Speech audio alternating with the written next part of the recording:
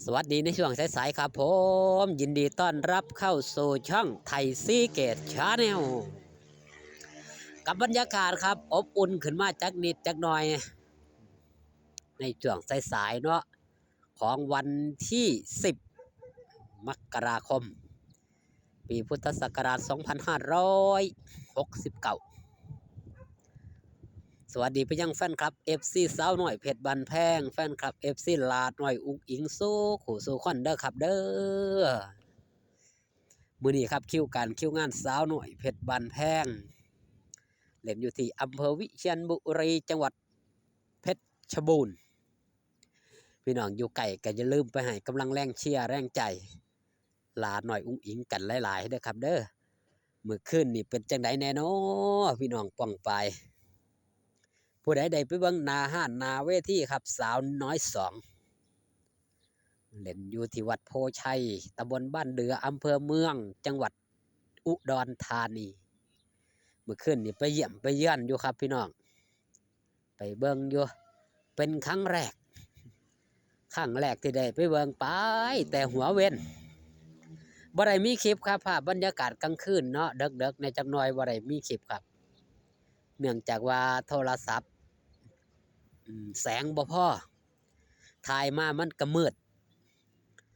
บ่ก็เลยบ่ได้ถ่ายครับพี่น้องบ่ให้พี่น้องมิตรหมอแคนแฟนหมอลำได้เห็นมันบ่เป็นตาเบิ่งในช่วงหัวค่ำคลิปก่อนหน้านี้เนาะไปเยี่ยมไปเยือนตอนเขากำลังจัดบ็อกกิ้งอยู่พอดีเลิกจากการจัดงานก็แวะไปเยี่ยมไปเยือนครับก่อนกลับบ้านกลับซองส่วนนี้สายๆครับสายออกมาหมอลำเพิ่นก็กลับเบิดแล้วล่ะทีมคอนวอยรถกระพานหม่องเหตุการณ์เฮ็ดงานไปแล้วถือว่ามาโต้ลมหนาวมื้อคืนหลายผู้หลายคนครับมาโต้ลมหนาวนำกันทางกำหลาน้อยอุ้งอิงกับไลฟ์สดทางบ้านเสียนนท์เนาะหรือว่าพอนนท์คนเบิ่งเป็นหมื่นครับบ่ธรรมดาคำนี้ศิลปินบ่ได้ว่ากระแสตกกระแสลดแต่อย่างใดหายากครับที่สิไลฟ์สดคนเบิ่งได้เป็นหมื่นถึงขนาดนี้ถือว่าหลาน้อยอุ้งอิงยังคงรักษามาตรฐานรักษาความหักความแพงของมิตรหมอแคนแฟนหมอลำมาไล่เป็นแสนสำหรับการไล่สดมือขึ้นที่ผ่านมาผู้ใดอยู่ในไล่สดแน่พี่น้องมือขึ้นกระเบื้องจนทุนละครับจนเลิกเปิ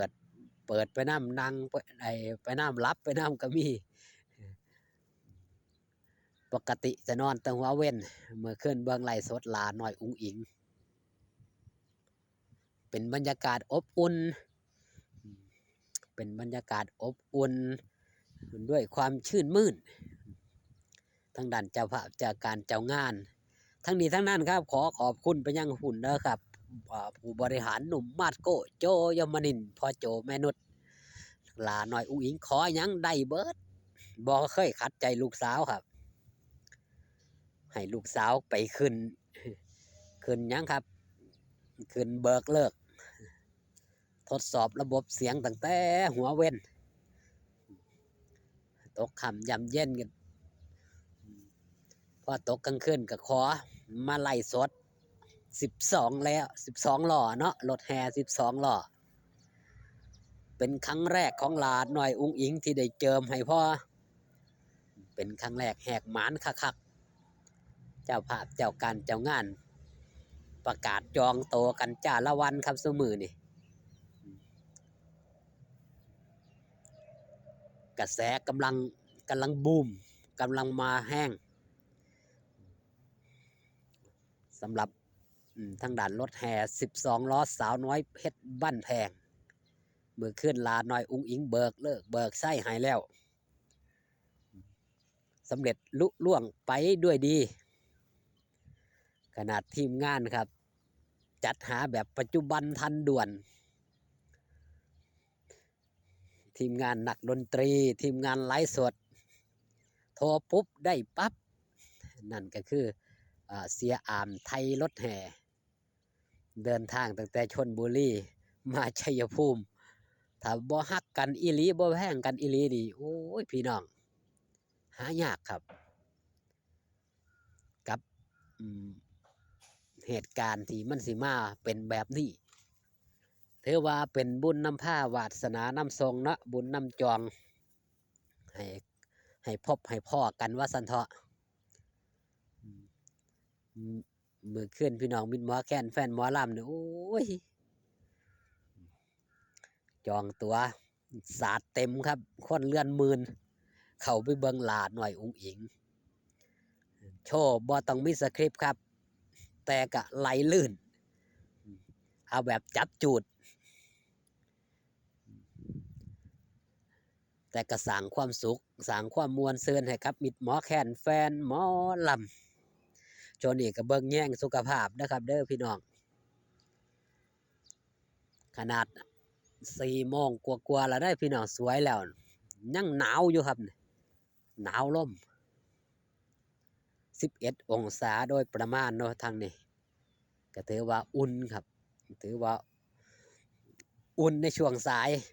หนาวในช่วงเช้าครับช่วงย่ำค่ำย่ำแล้งครับ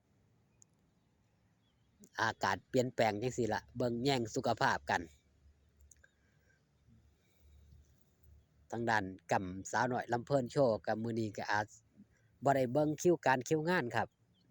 ต้องขอโทษขออภัยหลายๆ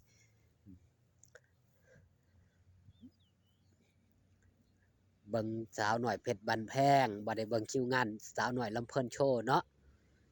ก็สิมีงานมีมื้อหยุดมื้อพักมื้อเช้าเพิ่นอยู่ดอกแต่ก็มีงานเรื่อยๆครับเป็นหมอลำที่กำลังมาแห้งเจกเช่นเดียวกันด้วยผลงานคุณภาพเจ้าภาพเจ้าการเจ้างานก็ต้องการจ้างไปเสพไปงานเนาะเบิ่งบรรยากาศป่ากล้วยไปนำครับถือโอกาสมาตากแดดซั่นดอกท้องฟ้ามื้อนี้ก็สดชื่นแจ่มใสครับทั้งกำพี่ละอืมหมองหมอลำเล่นเมื่อคืนนี่ม่วนกุ๊บ พี่น้องมิตรหมอแคนแฟนหมอลำโต้ลมหนาวกันมื้อแลงก็อย่าลืมอย่าพลาดครับไปโต้ลมหนาวทางด้านวิเชียรบุรี